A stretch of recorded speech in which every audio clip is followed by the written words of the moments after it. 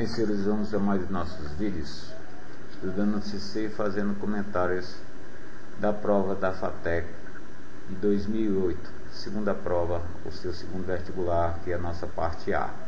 Essa nossa parte A, sobre o vestibular da FATEC 2008, sua parte 2, faremos comentário dessas três questões. Ideal, você dê uma paradinha no carreiro do seu vídeo e tente solucioná-las. Senhores, vamos à primeira, que é a questão 19. Seja f e g funções de R em R, tais que a g de x é igual a f de x, a f de 2x mais 3 mais 5, para todo x real. Sabendo que o número 1 é zero da função f, conclui-se que o gráfico da função g passa necessariamente pelo ponto. Então, senhor, nós temos aqui 5 opções em relação a esse ponto. Bom, vamos fazer da seguinte maneira. Primeiro, vamos tomar a informação que se 1 é zero da função f, conforme dito acima, 1 é zero da função f, então, senhores, necessariamente o f de 1 é zero. Ora, se o f de 1 é zero, nós podemos dizer que esse 2x mais 3, podemos trabalhar com ele valendo 1, e aqui tiramos o valor de x, que é igual ao menos 1.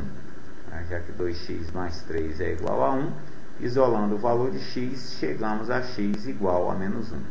Senhores, vamos agora à função g, já que temos uma condição de x para a função g, vamos então aplicar essa função, onde a x na função g nós vamos usar o menos 1. Ficamos então a depender, senhores, do g de menos 1 igual ao f de 2 vezes o menos 1 mais 3 mais o 5. Ora, ficamos a depender o nosso f de 2 vezes menos 1 é o menos 2 mais 3 é o 1. Ou seja, ficamos com a g de 1 menos 1, dependente de f de 1 mais 5. Ora, mas quem é a f de 1, senhores? A f de 1, conforme a informação do problema, é zero da função, ele vale zero. Ou seja, a imagem de 1 é 0, mais 5. E 0 mais 5 é 5. De onde podemos concluir, senhores, então, que o ponto de abscissa menos 1 e ordenada 5 é um dos pontos dessa função g. Conclui-se, então, que a opção correta do problema é a opção B. Senhores, vamos à questão 20. Uma escola do ensino fundamental ofereceu a alguns de seus alunos um passeio ao zoológico.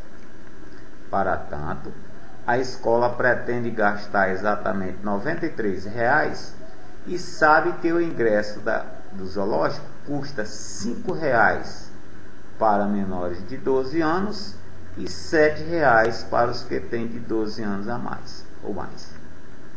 Logo, a quantidade máxima de alunos que a escola pode levar ao zoológico é, senhores, trata-se de um problema de máximo, explorando, no caso, duas variáveis. Vamos armar o problema da seguinte maneira. Temos que x, ou vamos trabalhar com x sendo o número de alunos menores que 12 anos, e y, o número de alunos que tem de 12 anos a mais, que a escola pretende levar ao zoológico. Com essa estrutura e os R$ 93 que a escola vai investir, nós podemos armar a equaçãozinha que 5 vezes o número de alunos menores que 12, mais 7 vezes o ingresso dos maiores de 12 anos, vai valer 93. Tirando o 00 aqui do nosso real, só para facilitar um pouco, podemos citar que 5x mais 7y mais 93 é a nossa equação da qual temos que determinar o seu valor máximo. Bom, então, para que a quantidade máxima de alunos que ela deve levar, o que é que tem que acontecer? O número de alunos a ser levado será máximo quando o y, que é o valor maior, seja o menor, o mínimo possível. E x, por sua vez, que é o ingresso menor, o valor, seja máximo. Com os valores x e y, senhores, sendo naturais, já que tratam-se de crianças, número de pessoas. Bom, vamos tomar a partir dessa equação 1 e isolar o nosso x. Então, 5x mais 7y, 93, Trabalhando aqui, senhores, com isolamento de x, ficamos a depender, tem uma passagem aqui que temos que fazer, digamos, uma subdivisão desse 93 para trabalhar com a condição do inteiro dividido a 5, que é o denominador desse 5, né, que já temos 5x isolado em x. Ficamos então a depender de 18 mais 3 menos 7y mais 5. Senhores, agora o finalmente do problema. Vamos ter que, sabemos que x deve ser um natural, já que voltamos a citar, trata-se de um número de pessoas, e devemos ter que 3 menos 7y necessariamente deve ser um número múltiplo, então divisível por 5. Senhores, e o menor natural que satisfaz a y e a situação é o y valendo 4, porque 3 menos os 7 vezes 4 dá o menos 25, que dá um múltiplo de 5. Então, senhores, para esse caso, ficamos com x valendo 13, porque ficamos a depender de 18 menos 5, que é a condição do x, condição do múltiplo da análise acima.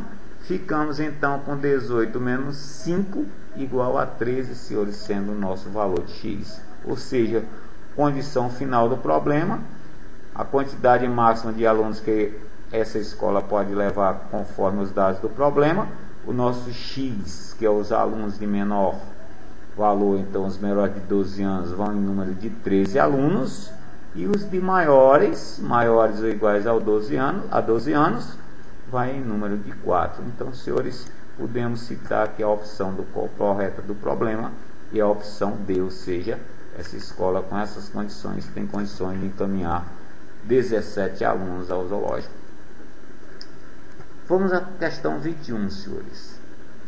A figura representa um trapézio retângulo em que AB, digamos, a altura desse trapézio é 4 centímetros, BC, sua base maior, vem valendo 9, e o AD, no caso a sua base menor, vem ser 3 centímetros. O volume em centímetros cúbicos do sólido de revolução gerado pela rotação completa do trapézio em torno da reta suporte do lado AD, do lado menor, a base menor é. Senhores, temos aqui que trabalhar com o volume de revolução de um sólido, né?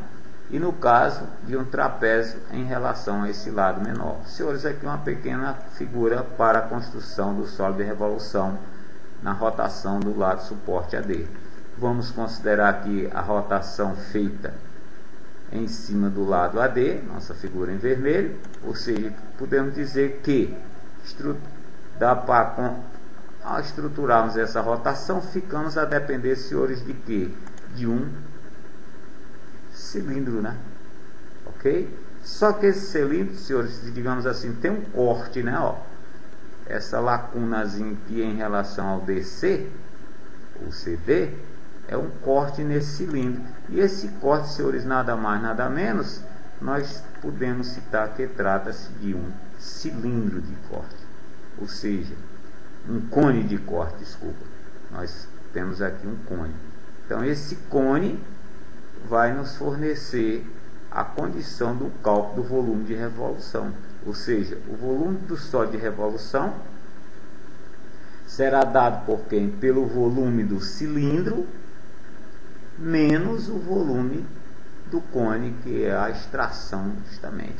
Então, senhores, podemos citar que, em relação ao cálculo do volume do cilindro, ora, o volume do cilindro, nada mais, nada menos, no volume do cilindro reto, em que a sua base, raio de base, melhor dizendo, é 4 centímetros e a sua altura é 9. Então, senhores, o volume do cilindro é dado pela área da base, que é um círculo, πr ao quadrado, vezes a sua altura. Para o nosso caso, ficamos com π vezes 4 ao quadrado, vezes 9. Chegamos então, senhores, a 144 π centímetros cúbicos por volume do nosso cilindro. Vamos então ao volume do nosso cone. O nosso cone, nós temos aqui, podemos dizer que trata-se de um cone em que o seu raio de base é 4 centímetros, e a sua altura é 6, já que a dimensão BC é 9 e a dimensão dada no problema AD é 3, então a altura desse cone fica em termos ou valendo 6 centímetros. Então, senhores, podemos dizer que o volume do cubo é dado por 1/3 a sua área de base, que também é um círculo, vezes a sua altura. E assim fazendo, senhores, substituindo aqui os valores do R por 4, ficamos 4 ao quadrado de altura 6.